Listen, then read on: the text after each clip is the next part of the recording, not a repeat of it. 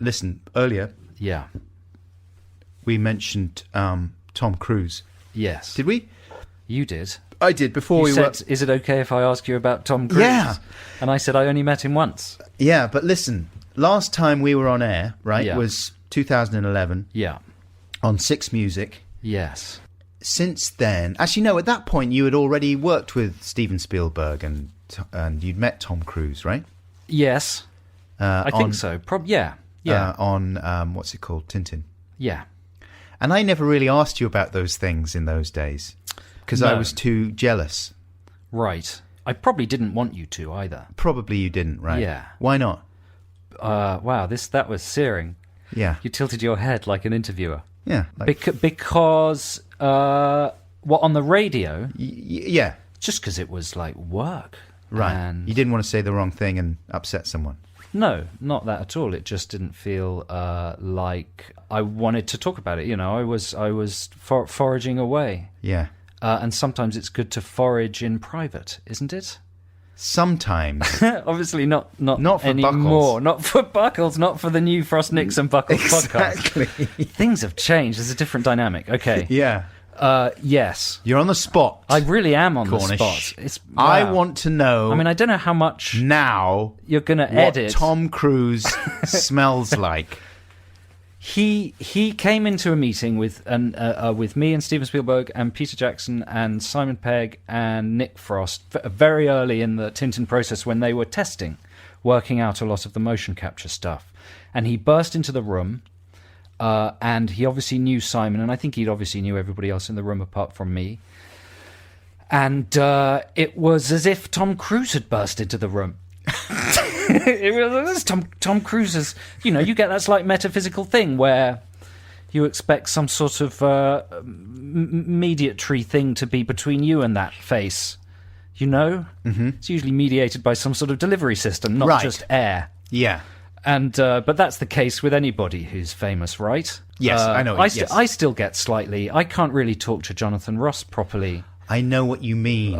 Without going, You're Jonathan Ross. I saw him the other day at a party. I've known him for years, and I just sort of went a bit dry because it's a strange thing seeing a face in the flesh. Yeah, that's true. Isn't you're it? so used to seeing in two dimensions. Yeah.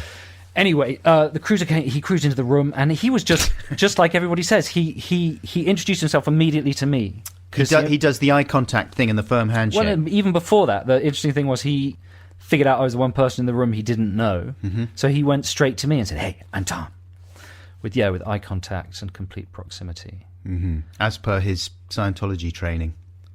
I've no idea. He may be just a very nice chap. Listen, I'm not trying to put you on the spot. I'm not trying to get anything out of you. I think most people are aware that. No, I genuinely have no idea. I believe that's part of the one of the things is that they. You do the double handshake. You take someone's hand firmly. You look right into their eye, and you make a connection with them that way, and make them feel like you're the most important thing in their universe at that point. It's probably not exclusive to Scientology. No, I'm sure there are lots of... That's basic. That's basic. Yeah, basic good politeness. To me, it just came across in the room at that moment. But it's more than politeness, though. It's a power play, isn't it? Well, it depends what your attitude to it was. I wouldn't make that judgment simply by a person walking in the room and doing it. Listen, I can already tell that you're worried that Tom. No, I would say Cruise this. I would say this about any individual is listening to the podcast. Well, he probably is, what isn't he? Does he smell like? I don't remember any smell. The one celebrity smell I really remember, is Robbie Williams, who smelt of the most incredible aftershave. I think we've talked about this before. That was smelt like incense. Lovely smell. Yeah, like wow, that's probably made from crushed baby tears. And, do you know what I mean? It was probably just the toenails, sandalwood, of blue people from Avatar. Yeah. But no particular aroma from Mr. Cruise. And what was your interaction? Tell me all. There was another conversation going on, to be honest, about the script. And that was pretty much it. Come on, mate. You're trying That's to get not going to cut any ice on a Parky. particular story out of me, aren't you? The Doodle story. I can't believe you're trying to get the Doodle story out of me. Are you not happy relating the Doodle story? It's just a very good story. I'm going to sound like, what was it? Didn't Louis say this when he came on your podcast? No, Louis said this on Richard Herring's podcast when Richard Herring started really bullying him. Yeah. And he said, look, I just don't feel this is the right forum to be spending those magical chips in. Oh. Do you know what I mean? If you got a really killer story, this is a little killer story. Why would I piss it away on a podcast? And if you sit down in an interview and the person just... Now you've built it up. Drills into you. Now you've built it up. All you know is it's called the Doodle story. High. Do you know what? I think it's more powerful if I never tell it. Oh, Jesus. It's actually not a particularly incendiary or provocative. It's quite a sweet little story. Which is why I thought it would be appropriate to ask about it. Now I'm not going to tell it. It's Christmas Day. Well, you've got to get used to not having everything you want at Christmas. Genuinely. Really good parents leave one present and the children aren't allowed to unwrap it. Christmas Did you know that? Day, Did you know that? Santa. And there's the kids look at the presents Santa and Mum Cornish. and Dad say, there is one present there that you have to decide not to open. What? Which will it be? And the kid chooses. And you just those don't get kids, it. 98% of those kids go on to become billionaires. Are you making that up? Yes. Yes. I made the whole thing up. So But it's probably true. There's that experiment where they put sweets in front of kids. Yeah. And they put one sweet in front of a kid Right. and they say, I'm going to leave the room. If you eat that sweet while I'm out of the room, You'll get two. No, you won't get any if you don't sweets. eat it, you'll get two sweets. Yeah. And they can't resist And the it. kids who can resist it usually turn out to be really clever. The ones that can't resist the sweet Get a podcast. usually get some sort of homemade podcast. But what they don't get on But it does get to number one in the charts. is the fucking Doodle They don't story. get the Doodle story. Well, it's only because of the way you approach the Doodle story. Well, how was I supposed to approach No, it? it's true, isn't it? Let me see if I can squeeze another... You just need a Cruise story, a Tom Cruise story. Is that what you want? Is that what you want? I just want to know what it's like meeting these people. It's not going to happen, is it? No. Jesus. It's going to remain a complete mystery. What about the full sex with Steven Spielberg story? Oh, my God. Oh, mate. Cornballs is showing me a picture of himself with Patrick Stewart. That is not on. How has that happened? How about that one? That's a fun one. Ah, I love it. Hi, Jinx. There he is, director on set. Hey, speaking of director on set, now that you're working on your second blockbusting movie... Sure. And your position within the upper echelons of the film community is assured, is it now time for you to tell us the Tom Cruise Doodle story? What about that one? Don't show me that. I asked you a question. I'll tell you a bit of the Doodle story. I'll tell you a little bit every year. How's that? Please tell us the whole I'm going to tell you a story. little bit. Do you know what one of the biggest TV shows in the world is? What? Stranger Things. Yeah. Do you watch it? Sure. How much does that story advance every hour? Not very much. Incrementally. They'll do 2 hours on Rotten Pumpkins. All right, then. By the second hour, something shifts in a bin. Okay. So I'm going to tell you an incremental amount of the Doodle story every year, and it'll All right. keep us in listeners for centuries. Here we go. I'm in a room, in an office, with Steven Spielberg, Peter Jackson, Simon Pegg, Edgar Wright, Nick Frost, and me. And What year is this? This is 2009? And you were working on Tintin. Tintin, yeah. And I'm fresh off the boat. Edgar's brought me in, basically just to contribute to the script, to sort of pitch, to take over the script writing duties from Stephen Moffat. And we're just talking about ideas to compress the script, because the draft's a bit long, and so we have to figure out ways to sort of compress the story. And I'm pitching some ideas of combining some characters and stuff. What kind of room are you in? It's a little production office in, I think it's called Giant Studios, one of the motion capture studios on by the beach. In Los Angeles? Yeah, in LA. Suddenly the door bursts open. Tom Cruise comes in. He goes, "Hey guys." And he looks around the room, and in this really quite brilliant way, I think he immediately identifies that I'm the one person in the room who he's never met before. Brilliant. And I'm quite starstruck. He looks me straight in the eye. He offers his hand. He says, "Hey, I'm Tom." "I know you're Tom." Very excited. I shake his hand. He sits down next to me. And then the sort of the business chat continues. They're talking about some other aspect of the production around me. But I'm doodling on a pad. And I'm doing a doodle of Snowy the dog. That's all I'm going to tell you. What? It's a cliffhanger. A Christmas cliffhanger. Come back this time next year for What about part the people 2 that die of between the now Doodle and then? story. Well, maybe if someone writes me one of those emails, like, "Can I see the new Star Wars film before it's released, 'cause I'm really, really ill," then maybe we'll think. But even then, probably not. Right, okay. Because it's that It's that exciting. All right, listeners. That's all you get of the Doodle story till Christmas 2018. Christmas 2018. Tune in again for part 2. Come on. The Doodle story. Right. One last item left on the agenda, and that is the Doodle story. How far are we going to get through it? Now, you know I spoke to Simon Pegg about this. Right, I did hear that, yeah. He was careful not to divulge all the details. He didn't want to incur the wrath of J-Corn. Mm. But he did contest your assertion that Peter Jackson was in the room. This was in a meeting room in Los Angeles during the production of Tintin and the Unicorn. Tintin, The Adventures of Tintin and the Secret of the Unicorn. The classic motion capture family adventure film. Yeah. Written by Stephen Moffat, Edgar Wright and Joe Cornish. Okay, yeah. You were drafted in when Moffat went and did Moffat had to leave to do Doctor Who, so we were drafted in. So we're in Giant Studios, near the beach in Los Angeles. I'm fresh off the boat. I remember how I said it last time. I'm telling it in exactly the same way. And in the room are Steven Spielberg, Joe Cornish, Edgar Wright, Simon Pegg, and Nick Frost, and possibly Peter Jackson. It's contested whether he was there. The door suddenly opens. Yeah. In comes Tom Cruise, the cruiser. No one contests that. No. He immediately scans the room, sees that I'm the one person who he's never met, goes, "Hey, I'm Tom." Looks me right in the eye. I shake his hand. I'm very excited. He sits down. I'm starstruck. I'm thrilled by because we used to love Tom Cruise. Used to. Back in the day. Mission Impossible Fallout. Love it. Got to be the film of 2018 when it comes to blockbusters. I've said it before. I really do like them. But I mean, we, though, from Risky Business onwards, that was the stuff Outsiders. Of our... Yeah. I was digging him in the Outsiders. All the right moves. And we didn't even know that he was a bit of an oddbod back in those days. I think he's a wonderful man. So, in he comes. He shakes my hand. He sits down next to me. The meeting continues. There's business talk around the table. Yeah. And Tom notices that I'm doodling. On a piece of paper, I'm doodling Snowy the dog. Okay, that's where we got to last Christmas, isn't it? Okay, this is new territory. It's exciting. Oh, my Lord. I just want to make it go on for as long as possible. You're doodling because you're nervous? No, I just doodle.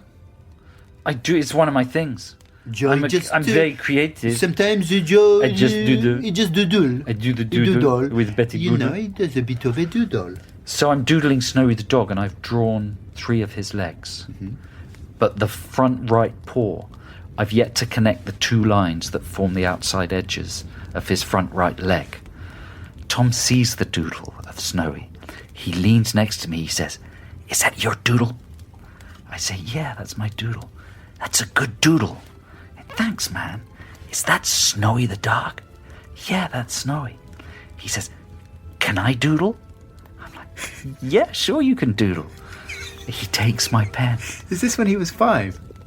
That's how Tom talks. He's very enthusiastic and directional. Yeah. That is what he said. Yeah. He said, "Can I doodle?" I said, "Yes, sure, man. Have a doodle." So he takes the pen and he starts to connect the 2 lines of Snowy's leg. But instead of drawing a paw, he draws a black square. Okay? As if he's sort of worried about doing an actual foot or being judged about the foot that he's drawing. The quality of the paw. Or that he's thinking, I don't know this guy. I'm Tom Cruise. I'm doodling. I don't want to do anything that gives anything away about me or the quality of my doodle abilities. This is simply my conjecture.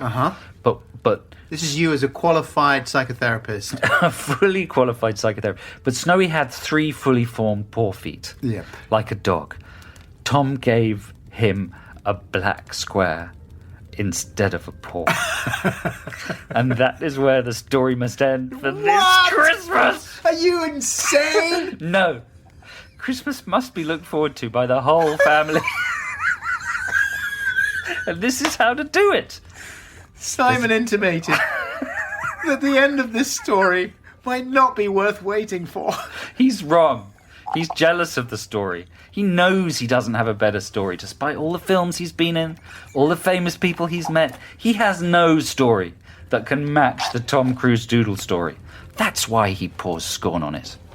So that's your Christmas present, listener. It was a twisty. For you didn't 2018, you get... And he drew a small black square. Bye.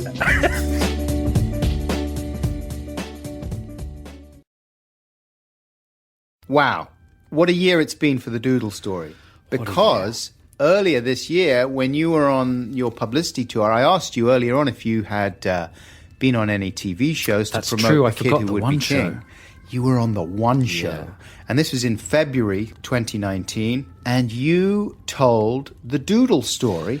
I did. It caused some controversy, didn't it? Oh, mate. Amongst the listeners. My Twitter feed lit up.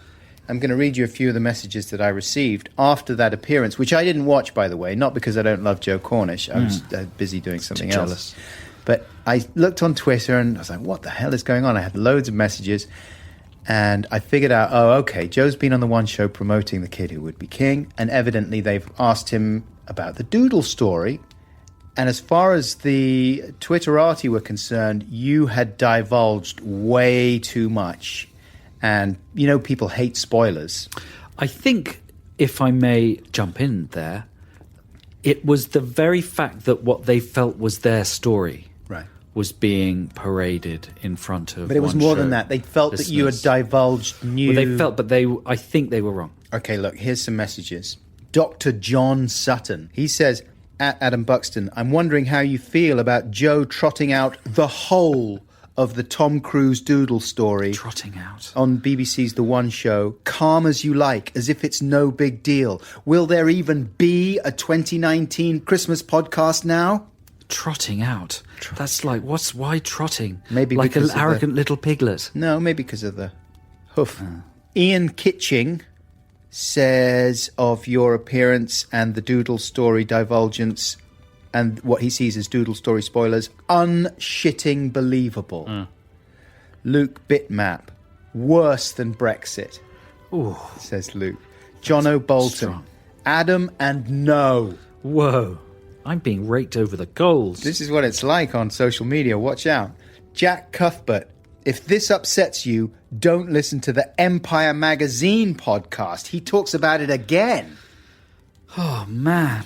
I was pretty aware that this would be a thing, and I took great care not to divulge any further story. I might have done a different voice or maybe provided a different detail.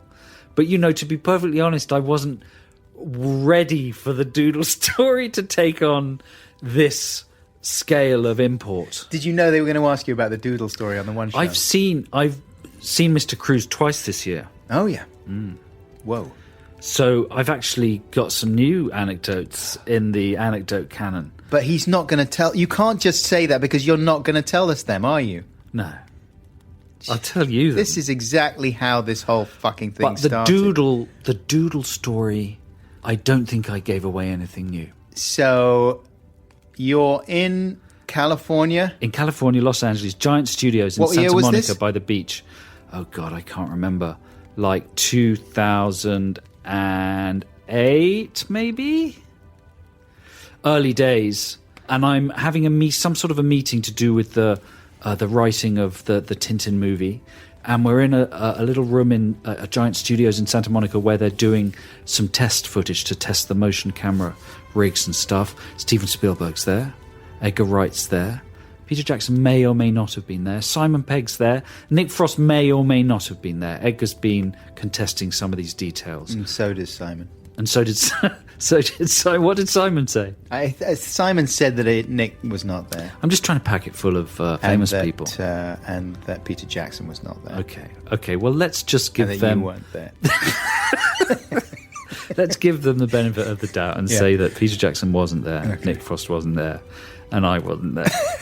So Peter Jackson, Steven Spielberg, Simon Pegg, Nick Frost, me and Edgar are all in a room in Giant Studios in Santa Monica, and the door bursts open and in walks Tom Cruise. And he knows Simon. He shakes Simon's hand. He knows Mr. Spielberg. He knows Edgar. The only person in the room he doesn't know is me.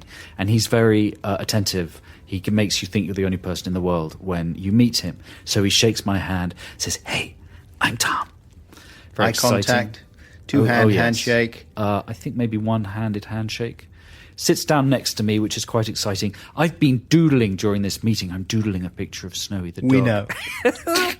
This is for people who might only have joined the podcast this year. You've got a lot of fresh listeners this year. Okay. It's very important.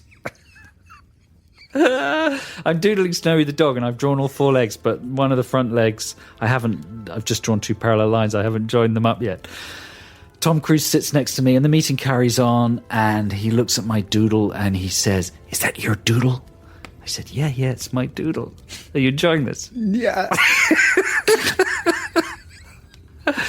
I said, yeah. He says, can I doodle? I said, yeah, sure, Tom. Sure, doodle. He picks up the pen. He goes to the 2 parallel lines. I'm remembering this now. Like, it's as if it's happening in front of me. For me, it's like a weird recurring nightmare that only recurs. You needn't have asked me. You needn't have asked me. I don't have to tell you the most amazing anecdote in the world. And instead of linking up the 2 lines and drawing a paw, he draws a black square, which is available for viewing on my Instagram. That's right. Also showed it on The One Show. You tweeted it, in fact. You had the world premiere on your Twitter account. Yes. Of that doodle. So the doodle exists to be inspected. He draws a black square as if he's worried that he doesn't know where this doodle will go. He doesn't really know who I am. Obviously, when Tom draws anything, it has value, right? Mm-hmm. Creates anything, it has value. He's like Leonardo DiCaprio. Yeah. And so that's how far I got, right? Yes, it was a hoof. We established that it was... And he said, and I say...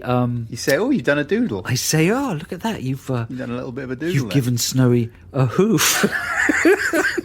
And Tom goes, this is the new bit. Uh-huh. Tom goes, that's right. It's a hoof. I've given Snowy a hoof. And then he turns to Spielberg and says, hey, Steven, look, I've given Snowy a hoof. And Steven Spielberg turns around, looks up and says, that's it for this year. Shut up. No, that's all I'm going to say for this year. Shut up. That's all I'm going to say for this year. You've got quite a lot more. What? You've got a couple of lines of dialogue. You've got Steven Spielberg turning round. Next year. That's not a story. Christmas 2020. But look, mate, you're going to get cancelled. You've got to have something to look forward to. I was trying to not use the word cancelled in this podcast. It's important to have something to look forward to. We're going to both get killed. Oh, you think we won't be around this time next year? No, we're going to be beaten to death for ending the podcast with you saying, and then Steven Spielberg turned around. This is and that's good the end things of come this to year's people episode. who wait. It's important for people to be patient. It's a very important message at Christmas. There's patience and then there's inhumane torture. That's it for this Christmas. It's very important you don't get greedy. What? Christmas isn't about receiving things. I don't think it's about receiving a little bit of stuff and then giving. Give me another year. The podcast. I gave you a lot. Just started. And I proved that I did not say it all on the one show. He's wagging his finger. There's new bits. 4 years ago this started. What a cliffhanger. It's like the best Imagine Netflix if Santa series operated the same written. way that you he did. He does. This year, little Timmy, I'm giving you the second wheel of your fire engine that you wanted. And next year, there's going to be a rung from the ladder of your little fire engine that you wanted that only costs 99p and is essentially a worthless toy. Little Timmy grows up to be an incredibly good person. Very, very patient, very wise, understands that the world is just about being patiently waiting for wonderful things. All right. Wait till next year when I actually don't want to tell you what he said.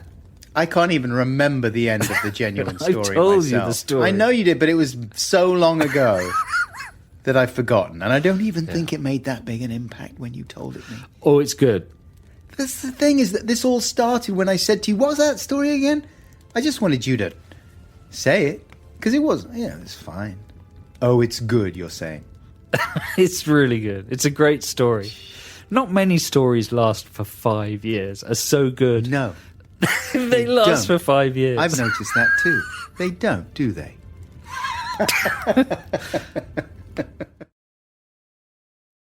Well, it's that time, man. oh, I forgot about this. I thought we were just going to wrap things up. But of course, there's one outstanding thing. There is the outstanding thing. The Doodle story. So the Doodle story. So for people who might be new to this podcast, should we bring them up to speed on what the Doodle story is? Yeah. So this is a story I don't even remember. I don't even remember. 5. So I started telling a story about when I first met Tom Cruise. I can't even remember how it came up. Well, you had told me the story after it happened. Yes. And it was a sort of mildly amusing story. Yeah. And I think in the course of talking about you having gone on the set of The Force Awakens, the new Star Wars film, you'd been invited there by J.J. Abrams. Yes. And that kind of name-droppy Hollywood chat made me think of your Tom Cruise Doodle story. And I said, oh, what was that thing that happened with you and Tom Cruise? But why did I not tell it all the way through the first time? Because you just suddenly went all weird and like, oh, I don't think I should tell this story because I'm in the Dream Factory, and when you're in the Dream Factory, you're not supposed to tell tales. Or I don't know what it was, but you refused to tell the whole story. Right. And anyway, for the last 5 years, I've been drip feeding the story. And the story, can you tell me, let's hear the story from your perspective. What is the story? Man. The story is, you had been drafted in, you and Edgar Wright, to do some writing on Steven Spielberg's version of Tintin. Yes. And you were out in Los Angeles having a meeting with Spielberg. Yes. Peter Jackson was either in the room or on a conference call or not involved at all. Yeah. Simon Pegg was in the room. Nick Frost was in the room. They were both doing voices. That's all in debatable. The movie. Nick being in the room is debatable. All right, Nick being in the room is debatable. All these facts are wobbly. You are scribbling away, doodling on a notepad. I'm drawing a picture of... I'm going to take the reins. I'm drawing a picture of Snowy, and I haven't completed his front left leg. And Tom Cruise comes in, says hello to everybody, sits down next to me. The conversation's drifting in other directions between Spielberg and co. Tom turns to look at my drawing. I'm drawing Snowy the dog. He says, is that your doodle? I said, yeah. He said, that's a good doodle. I said, thanks, man. And then he picks up the pen and goes, can I doodle? I said, yeah, sure, go ahead. So, but instead of drawing a hoof, he draws, it's as if he suddenly doesn't trust me or where the doodle will go, so he just draws a black square. This is the 6th time a lot of people are hearing this story. He loses confidence in the hoof. He loses confidence in the hoof. This is I'm not sure that's what happened, but this is what I imagine. It's like a Bible story. It's a timeless narrative that is handed on from generation to generation. Yeah, and it's like Chinese whispers. It changes each time. It's exaggerations and embellishments. And he's maybe thinking, man, I have no idea whether this hoof I'm drawing will turn into some massively extended, drip-fed story in a very popular Top 49 podcast. Is probably what he's thinking. Yeah, I wouldn't want that to happen, he's thinking. He's thinking no. So instead of drawing a hoof, he just draws a black square, which can be seen on my Instagram page, Mr. Joe Cornish. There you go. You can see the actual doodle. And then he holds up the piece of paper and he turns to Spielberg and sort of interrupts him and says, hey, Stephen, I've given Snowy a hoof. And Spielberg turns around and says to him, this is where it ended. Is that as far as it goes? And Spielberg says, oh, that's great, Tom. And that's the end of the story. Adam, hello? Wait. Let's move on quickly. I'm still processing. You know this story. This is not new to you. I'd forgotten it. And the thing is that with a punchline like that, but it's not necessarily going to lodge in the memory for however long it's been. 10 years since I first heard the story. Listen. And then 5 years since you've been spinning it out. Full transparency. The weakness of the punchline is one of the reasons I've been spinning it out. To try and delay the moment. What kind of emotional turmoil? Did you ever lie awake at night sweating thinking, I'm going to be unmasked at some point. At some point this will end. And then I'm going to be dragged through the streets and dismembered. No, because luckily something else happened that takes the story into a whole new realm. Which is at the beginning of this year, pre-lockdown, Adam and I were invited to Simon Pegg's 50th birthday party. on the 14th of February 2020, Valentine's Day, and warning, there is going to be all the name dropping. And I have to say, like, even before that party had happened, I'd spoken to Simon and said, look, I'm in a bind with this Tom Cruise story. The punchline is very, very weak. And I've stretched it out over 5 years. And last year, people were genuinely angry about it. So get me out of a hole. Get me in. I want Tom to come on the podcast. And I need to discuss it with him. That's the only way out of the hole. Simon said, absolutely fine. Tom will be up for that. We'll arrange it. Come and visit the set of the new Mission Impossible film. Adam can come too. We'll record a brilliant bit. It'll be hilarious. Then the pandemic hits, right? But before the pandemic, we get invited to the party. Right. So you're setting up stuff I didn't know. I didn't realise that it was a possibility that we might actually record with TC. So, listeners, you must be made aware now that that did not happen. There's not a bit of audio of Tom Cruise talking about the Doodle story that I'm going to unveil at the end of this podcast. Sorry, but no. It could have happened, but two things happened first. Simon's 50th party happened first, and Adam and I both turned up at Simon's 50th birthday party. And lo and behold, who was there? Well, I'll tell you who was there before we get to the obvious guest of honour. Right. I mean, this is a star-studded party, so as well as members of Simon's friends and family, we are looking at J.J. Abrams, Gillian Anderson, a.k.a. Mrs. Thatcher, Olivia Colman, a.k.a. Laura, the Queen, Bill Bailey, the comedian, Jeremy Dyson, Mark Gatiss from the League of Gentlemen, Chris Martin from Coldplay, Joe Wiley, Radio 1, Radio 2 DJ, Edgar Wright, Henry Cavill, Superman, and co-star of Mission Impossible 5, 6, I don't know. Anyway, you got a Laura stars there, right? But it wasn't definite that Tom Cruise was going to turn up. But we were all saying, like, do you think Tom Cruise will come? Sure enough, fairly early on in the party, the doors open and in comes Tomcat. And I was talking to Joe, facing away from the door, and Joe goes, Tom Cruise. Don't turn around. So I almost immediately turned around. And there he was. And it was quite crazy. I'm excited for you because I'm always rubbing it in your face that I've met him. Yes. And then I thought, this is an amazing moment. Now Adam's going to get to experience what I'm so used to. I noticed that you didn't immediately go over and say, hey, Tom, nor did he do that with you. No, that's true. You were both playing it quite cool. Well, it was a very busy party. It was a busy party. Anyway, none of us went over to Tom Cruise because even though Jay Korn had his amazing Doodle story experience with him and may have had other experiences, I don't know, it wasn't appropriate in that moment. And the force field of the sheer celebrity around him was such that you just didn't feel able to pierce it. And it wasn't because he had a big entourage or was putting on airs or anything like that. Didn't it was have just any like entourage. No. It was just like, that is Tom Cruise. He's been in you say that, a lot of films. But lots of people going up and talking to him. He's not an unapproachable person. He's famous for that. Even at premieres, he's like famous for signing absolutely every single autograph and hanging around with people. I don't think he's unapproachable at all. And in fact, later in the evening, you know, the sort of very drunk person that you get trapped with at a party. I saw that guy too. Yeah, well, it was a woman I saw, but several very drunk people were just literally pinning him, not literally pinning him down, but, you know, talking to him in such a way as I felt, oh, should I go and rescue him from that person? Just like you would any person at a party. I noticed that happening too, but I also noticed that no one was rescuing him. I was thinking, man, that must be a nightmare. And that must be why he doesn't probably go to a lot of parties, I would imagine, if he's got any sense. But he was there for ages. Usually what happens with big stars turning up at a party is they go there, they get their picture taken, and then they're out as quick as possible, in my limited experience of megastar parties. But he was there for a good 3 or 4 hours or something. But it was a very personal, private friends party, wasn't it? Yeah, and it was. All these people are genuinely Simon's friends. Right? That's right. It's not like the launch party for a new fragrance or something.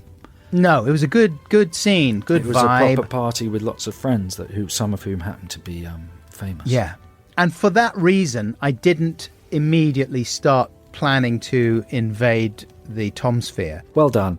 I just thought, oh, well, there he is. Let him enjoy his party. I'm not going to go over and start being a dick. But later you did.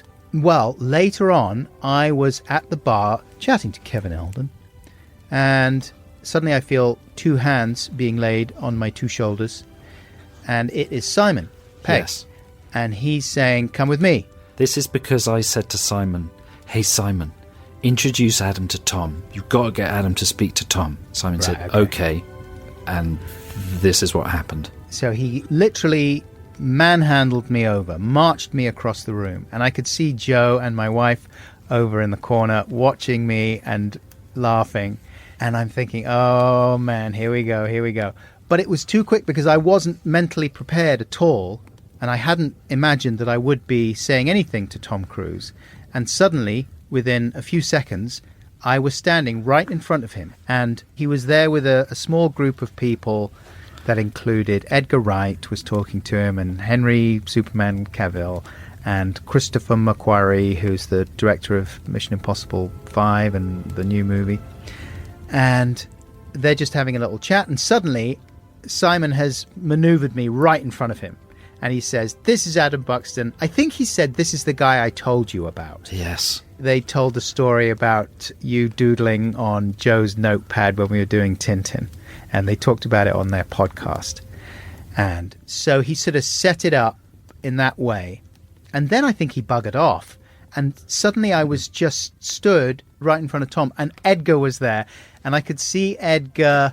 He was looking like, how's this going to go? What's Adam going to say? Is this going to be excruciatingly embarrassing, or is this going to be fine? Anyway, suddenly I'm confronted by Tom Cruise. He's the same height as me, by the way.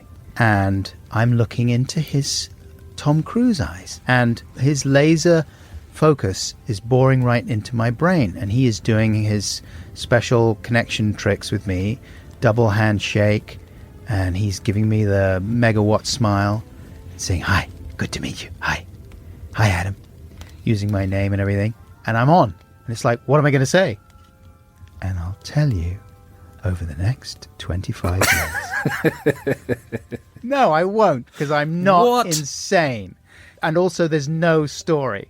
That didn't stop me. That didn't stop you, but listen, we have to learn from some of our previous historical crimes. And there's no way that I'm spinning this story out, because it's really not that extraordinary. But it was kind of a cool moment because there was so much computation going on in my mind and also in his. And it gave me a chilling insight into what his life must be like moment to moment. Because I could see him trying to calculate, like, what is going on here? Who is this guy that Simon's just suddenly shoved in front of me? And so I started babbling about, like, yes, Joe Cornish, he was working on Tintin, and he apparently was doodling away on a pad. You came over, and so I basically told the story again about, like, the Doodle story. And I could see him sort of, his brow was furrowing a little bit. He was looking at me, looking a bit confused. It was a very faint bit of confusion. And I could see him thinking, like, is this true? Is this guy telling me something true? Or is he taking the piss? Is this a prank? I could see him running through all the possibilities. And then at the end of my thing, I sort of said, do you remember that happening, Tom? And he said, yeah, I remember it really well. And he sort of over-egged it, like, and I knew, like, no, you don't remember it. But he dug in and he said, yeah, sure, I remember it. Yeah. And in a way that didn't invite any further inquiry on that subject. He was humouring you. I think he was humouring me, but he was doing it in a very nice way. But at that point, I was just thinking, wow, this is crazy. I'm in his tractor beam, and I'm looking into the eyes of this guy that I've only ever seen on the big screen, whose movies I've enjoyed, who is a strange, confusing figure of pop culture, who, as we speak, is all over the newspapers for losing his temper on the set of Mission Impossible 7, who is a figure of sort of fascination, really, and one of those people who, whether you like him or not, is a pivotal cultural figure. And it's always weird to be in the physical space of one of those people. You know what I mean? You were starstruck. That's the word I was looking for. Yeah. And also, it quickly became obvious that he's quite charming, and his little techniques, or natural charm, whatever you want to think of them as, of making eye contact and not breaking it and using your name a lot and all that stuff, it really works and makes you feel sort of special. So what I did was I thought, okay, I don't really want to spend too much time here because it's too freaky and I don't really have anything to say. But what I do want to do is reassure him that I'm not here to take the piss or try and score points off him or humiliate him or embarrass him, really. So what I did was I started enthusing genuinely about Mission Impossible 5, the Fallout one, with the helicopters and the big fight with Henry Cavill. Fallout, yeah. And I started talking about how great I thought it was, which I really did. Comfortable territory. Absolutely terrific. Yeah. And I started enthusing about it and describing the scenes and sort of analysing them in a very, listeners, the kind of way that I sometimes do, in a very insightful, articulate way that really makes you think about these things in a way that you might never have done before. And I could see that he liked it and Chris McQuarrie, the director, liked it. And I was saying things like, it was so well directed, Chris McQuarrie, the director. It's a good What insight. a great job you did, because sometimes with those big fight scenes, the action can get too crazy and hectic. It's hard to tell what's going on. A bad director won't handle those things well, but you just knew exactly what to do to show the audience where they were from moment to moment, and it was so thrilling. You felt like you were there, and I thought I was doing pretty well. What do you reckon? I think that's you were on very safe ground. Yeah, I was massively licking their bums. Yeah, it's a good. I'm disappointed you didn't press him harder about the Doodle story. I just couldn't, because he didn't remember it, Joe. Do you think? Yes, I think. Do you think? Remember Do you think it. he possibly didn't remember who I am? I think there's a chance. I know Chris McQuarrie knows who I am. Yeah. And I think Tom does recognise me, but I'm not sure I'm central to his world. I'm just saying it's a possibility. You're more central, of course, than I am. You are right close in his orbit. Yeah. Mm-hmm. And listen, I know he loves your film. He did a special screening of Attack the Block for his friends. That's true, didn't he? yes. He knows who you are in that respect. But Doodle story-wise, I was getting nothing. Yeah. And in the end, one of the things I did, because I suddenly thought like, I've got a genuine question for him, which was, how do you get insurance when you're doing all the stunts and when you clearly injure yourself? There was that thing where he broke his foot. I was like, so I start asking him this question. Good question. I was like, how do you, I often think like, how is it logistically possible for you to get insurance for the productions when you are so public about doing your own stunts, and then when you get into a situation where you broke your foot, didn't you, during the production of the last film? And he says, I shattered it. Mm-hmm. So he was right close, really intense, and he's like, no, I didn't break it, I shattered it. He would be an amazing Blue Peter presenter, don't you think? Him and Rebecca and Henry Cavill doing a big budget Blue Peter film. Yes. Don't you think, like abseiling Tom Cruise off, would be Noakes. He'd be Noakes, Cavill would be Purvis, and Rebecca Ferguson would be Valerie Singleton. Cruise would zip line off the top of Tower Bridge and then, like, ruffle a dog's head. People would love it. I would love it. I mean, that's sort of what Mission Impossible movies are, really, in some ways. They could do some makes in between the action sequences. Chase around Paris, then show you how to make a fairy castle out of toilet rolls. Yeah, anyway, all this bants is probably cold comfort for a sizable proportion of the podcast listenership that are still reeling from the punchline of your 5-year Tom Cruise. Well, thanks Doodle for helping me. anecdote. Thanks for helping me out there by taking the reins and You're welcome. telling an equally disappointing story about meeting Tom Cruise at a party. About meeting Tom Cruise. I'm trying to think of what else. At least you got it over with faster than I did. My only victory, was it a victory? I don't know what it was. Anyway, to conclude, I was talking to Tom and I felt like I'd made a couple of connections with him. I'd licked his bum quite a lot. I think he liked it. And I said the thing about you broke your foot. I shattered it, he said. And then he told me a little bit more about how intense the fight with Henry Cavill in the urinals was, and how they really hurt each other when they were doing that scene, and they were really punching, and it was great. And then I just thought, I don't think it's going to get better than this. I'm just going to cut out. And it's going to be kind of a novelty for him that will probably increase his respect for me and make him want to see me again if I just say, all right, I'm going to go. See you, bye. So I said, hey, listen, Tom, thank you so much. Good to talk to you. Lovely to meet you. Shook his hand. Great to meet you, Adam, he said. And off I went. That's not what I saw. What did you see? I saw you following him around for the rest of the party, desperately trying to talk to him, following him out of the venue, trying to get into his car, being wrestled away from him by the security staff of the venue, then running down the motorway towards London in the rain after his car. With my pants off. Throwing homemade CDs of your podcast at him. That's what I saw. That was Louis Theroux.